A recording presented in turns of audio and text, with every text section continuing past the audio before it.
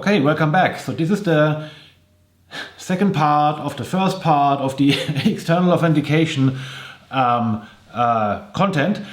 This is a little extension to our previous video. So in the previous video, we just had a look at how to add an additional authentication method to your application.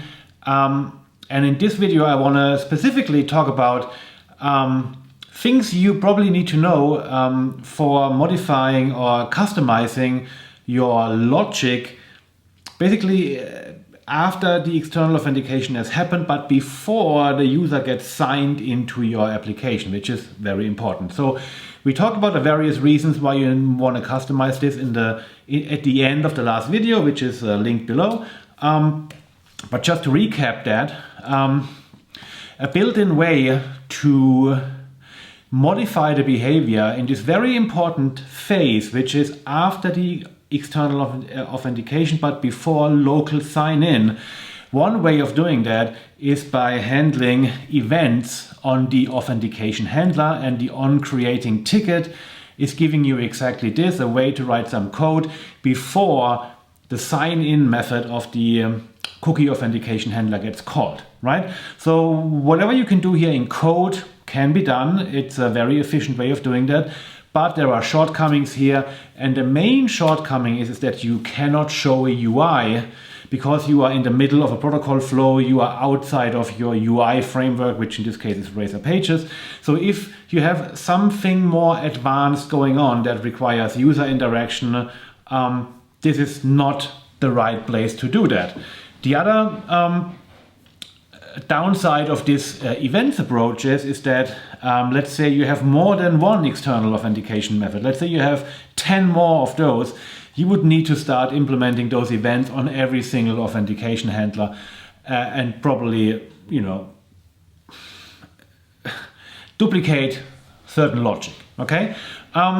I want to show you a different approach, which we call the authentication callback pattern. That is, not an official name, or probably it doesn't have a name at all. But that's something we recommend if you have, more needs for customization. And that's also the pattern that we implement on our standard identity server quickstart UI. So when you're downloading our quickstart UI, there is a special endpoint just for handling, basically for allowing you to customize what happens when a user from an external authentication method comes in before we turn around and then start the session and issue the tokens, right? So that's kind of like the idea around that. And the whole idea is that you are actually providing an application level callback endpoint that an external user has to go through first before it can enter your application. Now, the benefit of this application level callback is, as opposed to a protocol level callback, which is basically the thing happening at the handler, is that you are now in your application. You can run application logic, you can show your application UI, you can make this arbitrary complex with sign up steps, or add data to the profile, or create some payment system. Whatever you need to do, you have the full power of your application framework. And then when you are happy with all of that, then you, in a very controlled way, now take the external user and sign the user into your local system, typically by mapping that external identity to an identity in your system.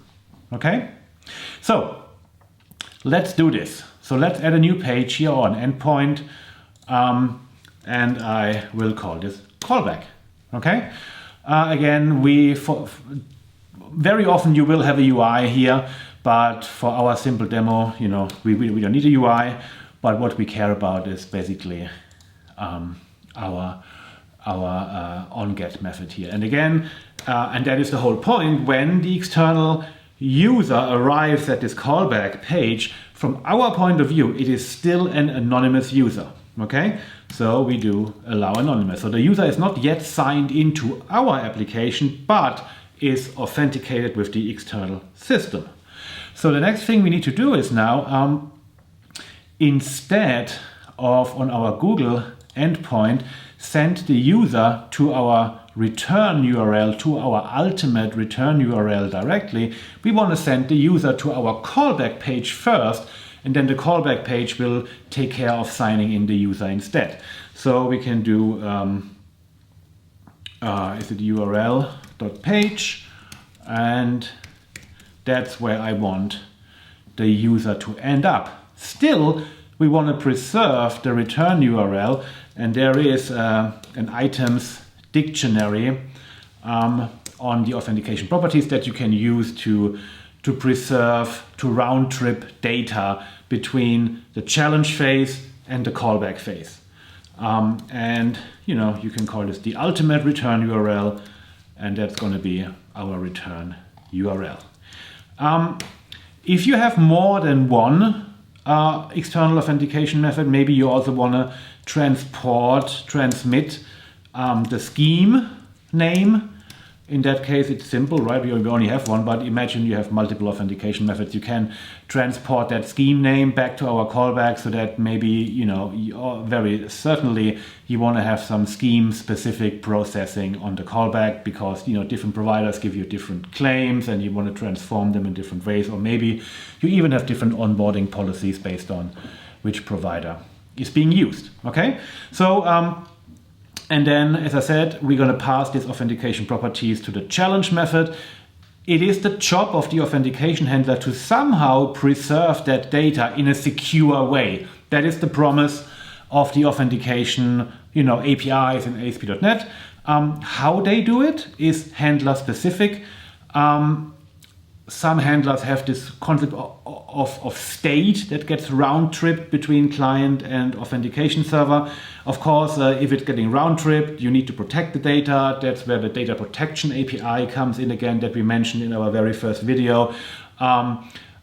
You know, if whatever protocol you're using would not have the concept of a round-trip state, they could store it in a cookie, whatever, right? The idea is that this is an implementation detail of the authentication handler. You don't need to care about.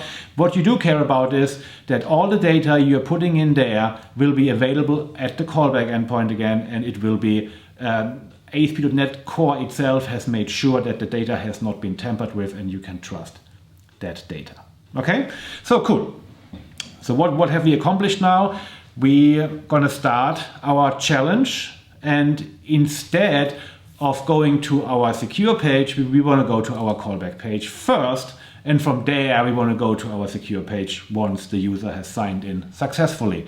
Now, if that would be all the changes we make, right, and ultimately the user would end up on the callback page here, but the Google handler would have already called sign in on our main cookie handler, and that's what we want to stop. We don't want that the Google handler signs in our user into the application. We want to do it ourselves. Okay, so we have to change the configuration of our Google handler. So remember that you can configure that the name of the handler that the Google handler will call to sign in. So this here is our highly trusted main application cookie. We don't want that the Google handler will just blindly call sign in on whatever identity is coming back from Google.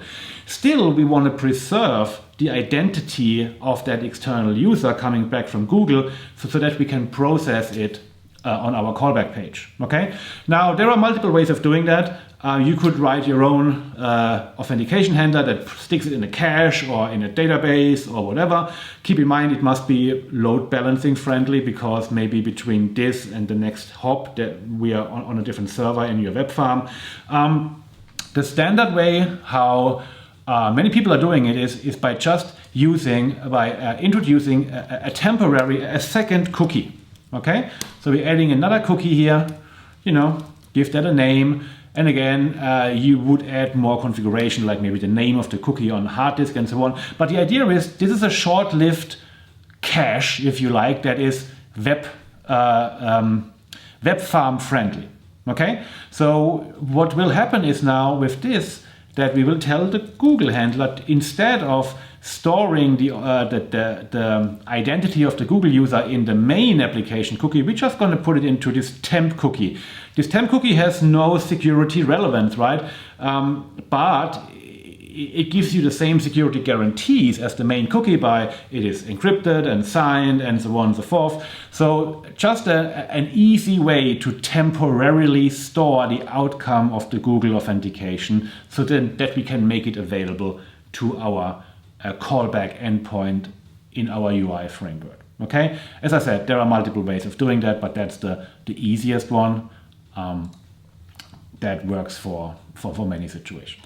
Okay, so now when we are, so basically now we are at the point, the Google handler is done, it calls sign in on the temp cookie and then goes to our callback endpoint. Okay, so we are going to our callback page now, here, and now I need to turn this into async. Action result. So basically our first step is now read the outcome of the external authentication, right? That's basically what we first want to do. Then run our logic, whatever logic is necessary. Keep in mind that there might be different logic, first time user versus returning user. And ultimately, we want to sign in the user into our application. Okay, so how do we read the outcome of the external authentication? We've seen that before when we discussed the authentication system. So there are these extension methods on HTTP context. Whoops, that's the wrong one. HTTP context dot authenticate async. Okay, but this time we are passing in explicitly the name of our temp cookie. So now what this method will do, and that's pretty much the same as the authentication middleware is doing, it will now read that cookie, right? Try to decode it, verify the signature, decrypt it and so on, and ultimately return you back the contents of this temp session, which consists of a claims principal and some other metadata which we care about because we put it into our properties when we started the challenge. Okay, so ultimately the result of the external authentication is now in this variable here. So we can do things like, okay, if result dot succeeded, or rather if it didn't succeed, right, something is wrong, maybe someone called this URL directly without being part of the authentication thing. Yeah, you need some error handling here. Okay, external authentication failed. So once we know that this is succeeded, we get our external user from result.principal. Okay, that is now the external user coming back from the external system, and now we can inspect the identity of that user. So what we care about, for example, is the subject identifier of this external user. And remember that Microsoft transformed the Google claims into this stuff, their own claim types here, and there is a constant claim types dot name identifier and dot value. Okay, so that's basically the subject ID of the external user in the context of this external system. And keep in mind, this could return null. That's why Rider is giving you all of that heads up here. You should probably do more defensive coding, and that's what you would do in a real application. Okay, so now we know the unique identifier of that user in the external system, and that is probably something we can use now to query our database to see like, hey, have I seen this user before, right? But there's one thing missing. So the subject identifier, as we discussed in the very first video, is unique in the context of the issuer. Okay, so Google in this case guarantees that the subject identifier is unique in their database. So there are no two users with the same subject ID. And the next time the same user logs in, it will have the same subject ID. Okay, but if you have more than one authentication method, right, your GitHub user, right? They also have a subject ID. GitHub only guarantees the uniqueness of the subject identifier in the context of GitHub, okay? So to uniquely identify a user, right, what you really need is a tuple, a subject identifier and the name of the provider. So in our case, it would be user1 at Google and user1 at GitHub, right? And they are unique because you basically take these two things together. So the next thing we would probably want is to know the context, right? The name of the external provider. And remember, we put that into our authentication properties, and the way you can access this is by going to the properties and then to the items collection, right? And I think I called this the scheme. Okay, so now we have two strings. One has the value of an ID and one has the value of Google. Okay, and now we could go to our database and say like, okay, do you know user 5 from Google? If yes, give me the claims. Do you, if you don't know user 5 from Google, okay, now let's run them through our initial logic. Okay, and that might involve now redirect to other pages, right? And then on every single consequent page, you would just call this method again here to get the data of the external user, make sure we are still inside of that flow, and so on. And then ultimately, at some point, your UI and your business logic is done, and then you can sign in the user to the local application. Okay? How does that look like? Well, that looks exactly like what we did basically on our local login page, right? So we're going to just take that code, copy it here. So we're going to take a claims collection, right? So what you typically want is then you are mapping that to a local user in your application. So the first time you're creating a new subject ID, the second time you're mapping to that. You can then definitely, if you want, copy claims over from the external system if that's what you want. Sometimes you copy them directly from the input, sometimes you store them, and from that point on it becomes your authoritative copy, you know, up to you. But in that case, what I could do, for example, is I could copy over the name claim. Let's do it like this. Let's do external user dot find first claim types dot name dot value. Okay, maybe also the email address, email, and you know the role comes from our database. Yeah, right. Google doesn't know anything about the role of this user in your system, and so on. Right? You get the idea now. You can mix and match the external data and your data, and that makes up the identity of your user for your application. Okay. And then we create a claimed identity. If you want, you can change the authentication type to be the name of the external authentication method. Here's our name type, here's our role type. We create the claims principal and we sign in the user. Now, what we should do immediately then is to get rid of our temporary cookie, right? So we're going to call signout async and pass in the name temp here, which means this cookie gets set, this cookie gets deleted. And then ultimately what we want is the ultimate return URL. So where did the user want to go to in the first place? And that is again on our authentication properties. So we can do items, ultimate return URL. And then we can do return redirect to this page. Okay, so that is a very simplified logic of that callback endpoint, but it's always the same. You first read the outcome of the external authentication system. Depending on that, you run some logic that depends on typically the type of the external system, first time user, returning user, and so on. And then ultimately you sign in the user yourself in a very controlled way into your local application. Okay, let's actually try this. Let's see what's happening. So we click the secure link. This brings us to the login page. Now when I click sign in with Google, right, what should happen is this.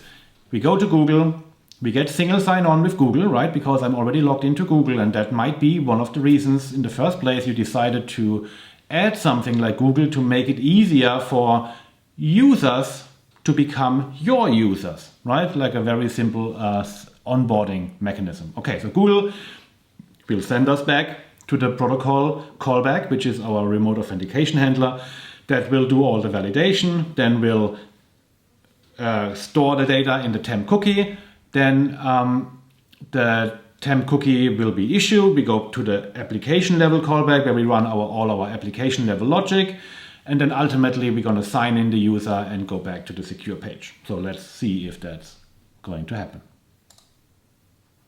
And lo and behold, that is what's happening. Okay, so now you see that our claims are we have like artisanally crafted claim types now, not these, you know, ugly ones from a bygone era.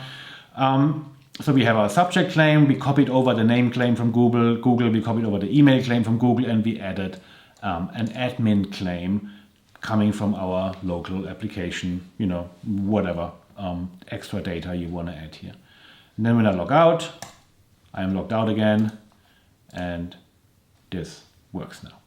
Okay, so to summarize that, basically what we did is this, right? We challenged, so that's exactly the same as before. We challenged, go to the external provider. The external provider is calling us back on the callback path. Then the handler does the protocol post-processing. It stores the outcome of that in a temporary session or cookie, right? And then goes back to our application level post-processing. And then here we run our logic, sign out or delete the temp cookie, sign in the primary cookie, or in other words, start the session, and then we go back to the final URL.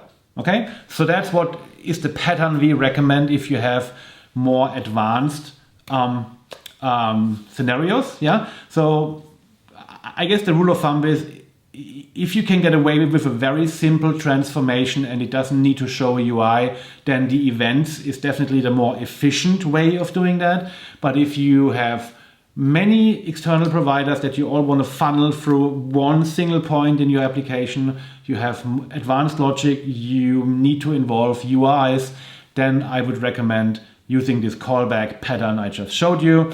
And that gives you much bigger flexibility. Cool. Thank you for watching and have fun. Bye bye.